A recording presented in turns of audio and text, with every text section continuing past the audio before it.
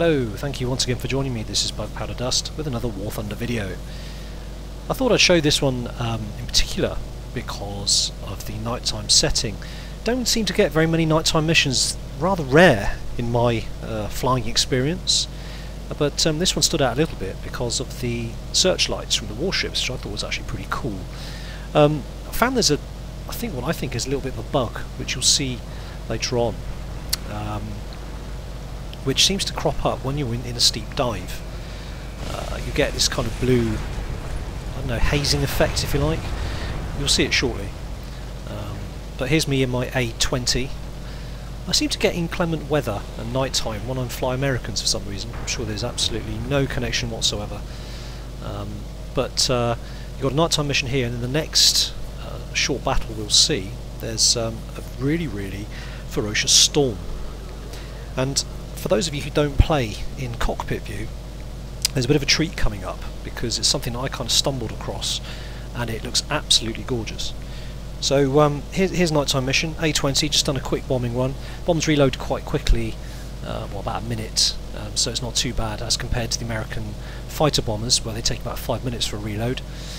And as you can see, it's a clear night, got the moon out, which is lovely. And going back round for checking out for another run, but doesn't seem to be many ground vehicles left there. As I can see, I've got 4 bombs, don't want to waste them, so I'm going to go for the destroyer.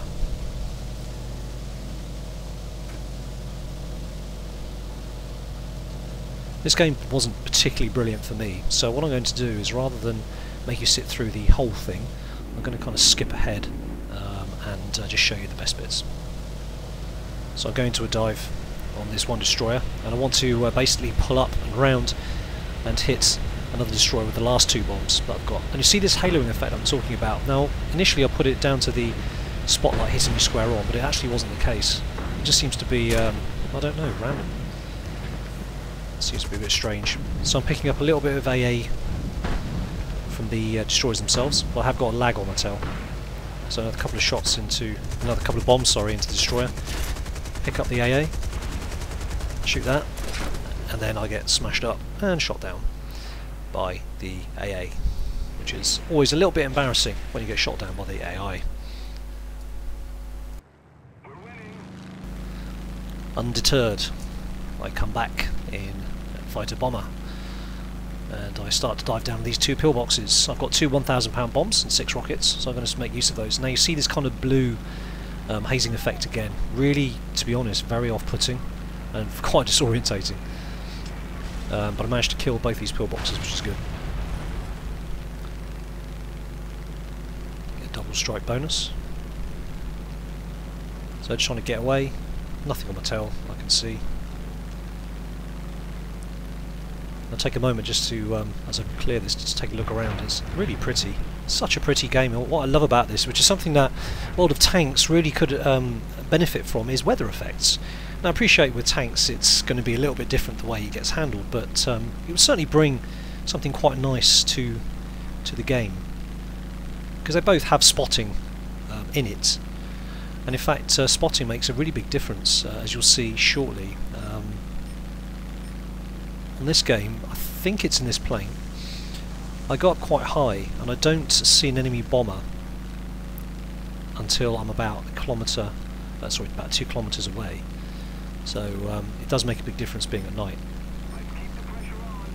And I'll show you what I mean. So I'm climbing up high in my next plane along, and I think I actually see the dots of 2 planes in distance rather than being lit up on the HUD. I was obviously scanning around, and I noticed there's actually 2 dots in the distance. So I zoom in for a better look, as you can see. I'm a bit surprised because I thought they'd be lit up by now, but obviously it's a nighttime job, and then bang, so they get lit up about 2 kilometres, which leaves me just enough time to react.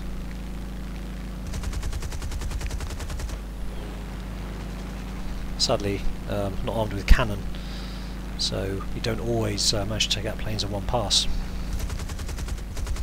But turn around smartly enough, get on his tail. He's going into a bit of a shallow dive, so I need to dive as well to try and pick up some speed. A little bit of fire coming from his rear gunner.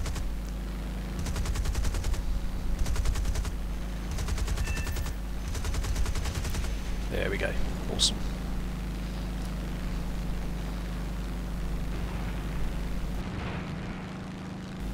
So a little bit later on, I pick up a Beaufort, start to dive down on it. Beauforts are really fast, and I tend to find that if you miss or don't kill it in your first pass, you have to take a while catching back up again. But I timed my approach correctly and managed to put it down. Unfortunately, what I don't know at this point is that it's done enough damage to actually knock my engine out. As you can see, my engine has turned from cherry red to black now in the space of a few seconds. So I realised that, okay, I've got a problem here. Engine's gone black, so I need to land pronto. It hasn't cut out yet, but I know that black means it's going to cut out, you're done. So I throttled back because I've got enough height, it's not a problem. And what I've been led to believe is that if you run your engine at 100% when it's black, it's going to die quicker. So I throttle back to 67%, and then try and glide in. So you can see the airfield on the left there. I figure that I've got enough time and speed to get to the airfield, actually possibly too much. So as I try and calculate my run, I drop my gear and flaps, desperately try and lose speed, but I'm in a shallow dive and so there's no way I'm going to make that in time. So I decide to basically bank round and try and make a second approach. Still doing about 350 kilometers an hour, sorry. So bank round, and there goes the engine. So now I can't afford to muck about. But again, I think I'm too high, so I'm trying to put it nose down to quite a steep dive. But to be honest, I'm never going to make it. Still going too fast. And this is a really short runway as well. That really doesn't help matters. Okay, so my last option now is that this is the final time I can overshoot or change my mind. So I'm going to bank hard left, having bled off what speed I can, down to 170 kilometers an hour, and hopefully that'll be enough. The plane seems surprisingly buoyant. I'm sure that's arcade mode. I see a Gladiator's gone in for a landing as well, so I really hope he just kind of stays on that side. So bring it around, manage to level it out, and put it down. With a little bit of a bounce. All good. Thank God. Saves on repair bills, because they are not cheap. So I managed to land, get a few extra XP for landing without an engine. All good. Anyway, now onto the main event, storms. The map is Peleliu, and I'm in the ME410. It's raining very heavily, very cloudy, very disorientating, and I'm starting to I'll go for the bombers to start off with. But this HE-111 doesn't seem to be quite as simple as shooting down heavy bombers normally are. This guy really does know what he's doing, and given the fact that the ME410 is not the most manoeuvrable of planes, it gives me a run for my money. He's certainly keeping me on my toes, and he's basically crossing around. He's taking advantage of the fact that my speed is working against me here. I need to put a proper gap between me and him before I can bring my guns to bear. He's not giving me the opportunity. So drop my flaps, but he's still managing to turn inside me. I'm not sure if this ever happened in the war, heavy bombers outmanoeuvring fighter planes, but I suppose the 4.0 is not a fighter plane technically. It's a fighter bomber, but anyway, this is arcade. Anything happens. So desperately trying to swing the nose round, bring it to bear on him. He comes out of the clouds there. Rear gunner's giving it some.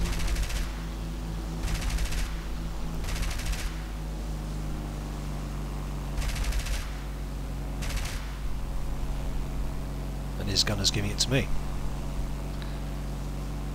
As you can see, the rain's coming down really heavily, and the weather effects on this map are absolutely beautiful. And I start thinking at this point, well, I wonder if you can get above the clouds, and is it sunny up there?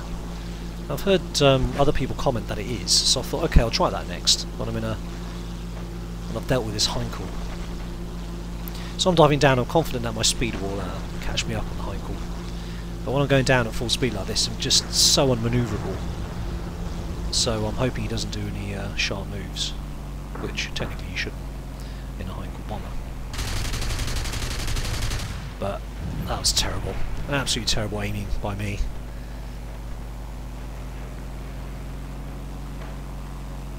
And he's been killed by a P40. I'm not particularly at home in the ME410, so when I go head to head with a bowfighter, yeah, I think we both misjudged that. I thought I could get past him, but clearly I couldn't. So I respawn in the 109, and as I climb I think, oh, let's just check out cockpit view a minute. Haven't done that for a while. And look at this. How gorgeous is that? Absolutely amazing. That just blew me away when I saw it. I was so pleased with that. That's really lovely. Can you imagine what it must be like actually flying a plane with just the cockpit view as you would have in this sort of weather? You can't make out a damn thing. So I'm kind of going higher and higher, seeing if there's going to be sunshine and blue sky. I do like that. Let me look round. So I'm just climbing above the clouds, and again, War Thunder does this so well. Absolutely fantastic. It's a shame that inclement weather isn't more of a feature. Look at that. Above the clouds. Now, you might think, you know what, Bug Powder Dust, you're not being much of a team player here. It's true, I'm not. I'm too busy gawping at the weather. I do make up for it later on, though, a bit. But there's a few others up here as well, and while I'm up here there's a Heinkel there that I'm going to try and shoot down. I just love the 109s, they're great planes.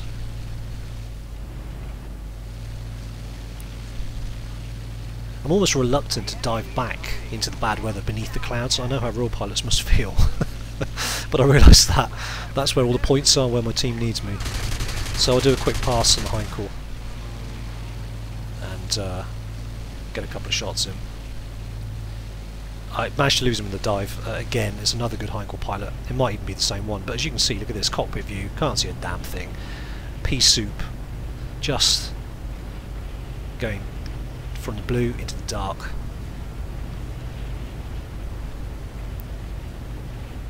And it gets so disorientating as well. Obviously a pilot would have their instruments, but you just got the altitude indicator in the top left hand corner there to give you some idea of your vertical speed. Well, I managed to lose the Heinkel completely.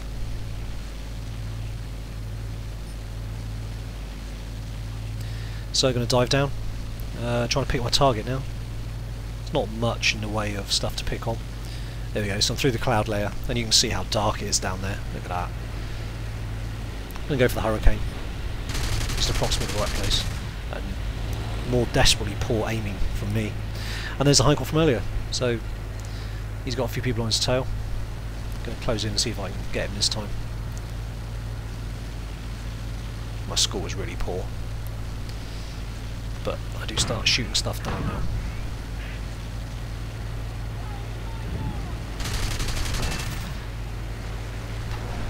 Pull up to make sure I don't crash into the others. And he's on fire. Look how dark it is now. That's awesome. Heinkel goes down. There's an HE51. Now I'm catching up on him. I'm doing 530 kilometers an hour. That's what I love about the 109. It's fast in a straight line. Fantastic. So I'm going to catch him up, come out of the gloom, and try and ruin his day. He's flying low and slow, basically, which is how I like my targets. So looking at the radar, there's nothing behind me. Look how dark it is. That's just unreal. That is so good. So he starts moving around now, which is a little bit annoying, but my aiming that time wasn't bad. I carry on, I see a Yak 1 either taking off or landing. As it turns out, he's taking off. I kind of mess up this pass, I hit him a bit, but it's not enough. I don't correct enough to the right. Although I get critical on him on his left aileron, it's not enough. However, he is taking off, he's very slow, and he's not going anywhere, so I quickly fling it around and try and finish him off. Job done.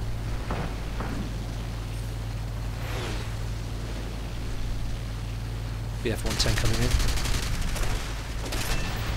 Yeah, that's kind of both our faults really. I should have pulled up. Well, I did pull up a bit, but it certainly wasn't enough. Anyway, quickly back in my other 109F. not the trop version.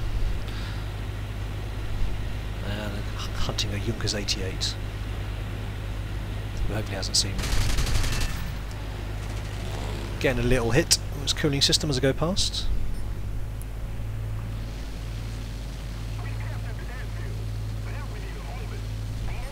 And there's two of them on the airfield, so I'm going to stick with the Junkers 88, being a slightly bigger target. And, oh, just inches between me and the ground. Decide I don't want to ram the other one. Not a third ram in a game, that would be just terrible.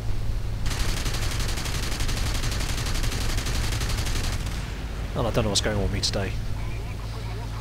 My aiming is really all to cock.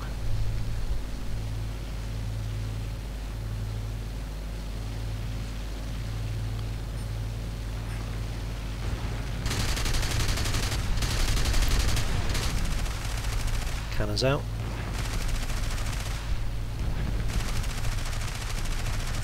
And sometimes it's best not to follow them around, especially not Japanese fighters, who will outturn you and they'll come back and kill you. So leave them to it. So poodling around, trying to see what else I can maybe pick up. Going for the IL, no, decided against going for the IL-2. Going for the for a Japanese fighter here.